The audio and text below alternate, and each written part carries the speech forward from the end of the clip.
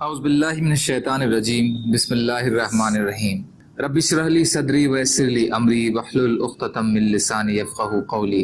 حیات الصحابہ رضی اللہ تعالی عنہم، حصہ اول، دعوت کا باب، اعمال اسلام پر بیعت ہونا۔ حضرت بشیر بن خصاصیہ رضی اللہ تعالی عنہ کہتے ہیں کہ میں حضور صلی اللہ علیہ وسلم سے بیعت ہونے کے لیے آپ کی خدمت میں حاضر ہوا۔ میں نے پوچھا، یا رسول اللہ صلی اللہ علیہ وسلم، آپ مجھے کن چیزوں پر بیعت کرتے ہیں؟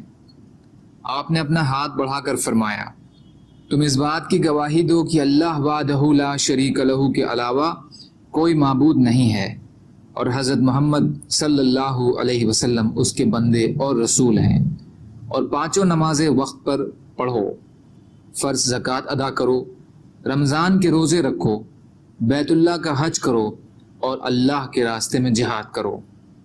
میں نے کہا، یا رسول اللہ، باقی تو تمام کام کروں گا لیکن دو کام نہیں کر سکتا ہوں۔ ایک تو زکوٰۃ، کیونکہ میرے پاس 10 اونٹ ہیں، ان کے دودھ پر ہی میرے گھر والوں کا گزارا ہوتا ہے اور وہی ان کے بار بردری کے کام آتے ہیں۔ اور دوسرے جہاد، کیونکہ میں بزدل آدمی ہوں اور لوگ یوں کہتے ہیں کہ جو میدان جنگ سے پشت پھیرے گا وہ اللہ کے غضب کے ساتھ لوٹے گا۔ مجھے ڈر ہے کہ اگر دشمن سے لڑنا پڑ گیا اور میں گھبرا کر میدان جنگ سے بھاگ گیا تو میں اللہ کے غضب کے ساتھ لوٹوں گا۔ حضور صلی اللہ علیہ وسلم نے اپنا ہاتھ پیچھے کھینچ لیا اور ہاتھ ہلاتے ہوئے فرمایا، اے بشیر، جب تم نہ زکوٰۃ دو گے نہ جہاد کرو گے تو کس عمل کے ذریعے جنت میں داخل ہوگے؟ میں نے کہا، یا رسول اللہ، آپ اپنا ہاتھ بڑھائیے، میں آپ سے بیعت ہوتا ہوں۔ سو آپ نے اپنا ہاتھ بڑھایا اور میں ان تمام اعمال پر حضور صلی اللہ علیہ وسلم سے بیعت ہو گیا۔ کنز الامال حصہ 7 پیج نمبر 12، ہیثمی حصہ 1 پیج نمبر 42۔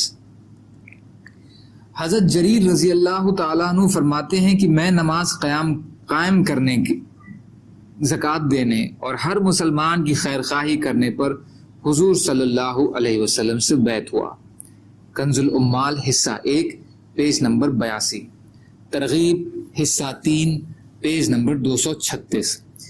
امام احمد نے ہی اسی روایت کو اس طرح بھی نقل کیا ہے کہ میں نے عرض کیا، یا رسول اللہ، آپ بیعت ہونے کے لیے مجھے بتائیے کہ بیعت ہونے کے بعد کون سے اعمال کرنے پڑیں گے، کیونکہ جن اعمال کی پابندی کرنی ہوگی ان کو آپ اچھی طرح جانتے ہیں۔ آپ نے فرمایا، میں تمہیں اس بات پر بیعت کرتا ہوں کہ تم اللہ وحدہ لا شریک لہ کی عبادت کرو گے اور اس کے ساتھ کسی کو شریک نہ ٹھہراؤ گے، نماز قائم کرو گے اور زکوٰۃ دو گے، مسلمانوں کے ساتھ خیر خواہی کا معاملہ کرو گے اور شرک سے بالکل بچ کر رہو گے۔ بدایہ حصہ 5 پیج نمبر 78۔ ابن جریر نے بھی ایسی ہی روایت نقل کی ہے، لیکن اس میں یہ ہے کہ تمام مسلمانوں سے خیر خواہی کا معاملہ کرو گے اور شرک کو چھوڑ دو گے۔ کنز الامال حصہ 1 پیج نمبر 82۔ طبرانی کی روایت میں بھی ہے کہ حضرت جریر رضی اللہ تعالی عنہ حضور صلی اللہ علیہ وسلم کی خدمت میں حاضر ہوئے تو حضور صلی اللہ علیہ وسلم نے فرمایا، اے جریر، اپنا ہاتھ بیعت ہونے کے لیے بڑھاؤ۔ حضرت جریر نے کہا، کن اعمالوں پر؟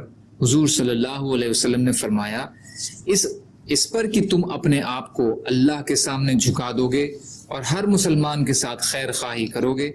یہ سن کر حضرت جریر بیعت کے لیے راضی ہو گئے۔ حضرت جریر انتہائی سمجھدار آدمی تھے، اس لیے انہوں نے کہا، یا رسول اللہ صلی اللہ علیہ وسلم، میں ان اعمال کی اتنی پابندی کروں گا جتنی میرے بس میں ہے۔ اس لیے اس کے بعد تمام لوگوں کو یہ رعایت مل گئی۔ کنز الامال حصہ 1 پیج نمبر 82۔ حضرت عوف بن مالک اشجعی رضی اللہ تعالیٰ عنہ فرماتے ہیں کہ ہم 7 یا 8 یا 9 آدمی حضور صلی اللہ علیہ وسلم کی خدمت میں حاضر تھے کہ آپ صلی اللہ علیہ وسلم نے فرمایا، کیا تم اللہ کے رسول سے بیعت نہیں ہوتے؟ اور اس جملے کو 3 مرتبہ دہرایا تو ہم حضور صلی اللہ علیہ وسلم سے بیعت ہونے کے لیے آگے بڑھے اور عرض کیا، یا رسول اللہ، ہم تو آپ سے بیعت ہو چکے ہیں، آپ اب کس چیز پر بیعت ہوں؟ آپ نے فرمایا اس پر بیعت ہو کہ تم اللہ کی عبادت کرو گے، اس کے ساتھ کسی چیز کو شریک نہ کرو گے، 5 نمازیں پڑھو گے، اور ایک جملہ آہستہ سے فرمایا کہ لوگوں سے کوئی چیز نہیں مانگو گے۔ حضرت عوف کہتے ہیں کہ میں نے ان لوگوں کو دیکھا ہے کہ ان میں سے کسی کا کوڑا گر جاتا تھا تو وہ کسی سے نہیں کہتا تھا کہ کوڑا اٹھا کے اسے پکڑا دے۔ کنز الامال حصہ 1 پیج نمبر 83، ترغیب حصہ 2 پیج نمبر 98۔ سبحان اللہ و بحمدہ، سبحانک اللہم بحمدک، اشہد ان لا الہ الا انت، استغفرک و اتوب الیک۔ سبحان ربک رب العزت عما یصفون وسلام علی المرسلین والحمد للہ رب العالمین، برحمتک یا ارحم الراحمین، لا الہ الا اللہ محمد رسول اللہ۔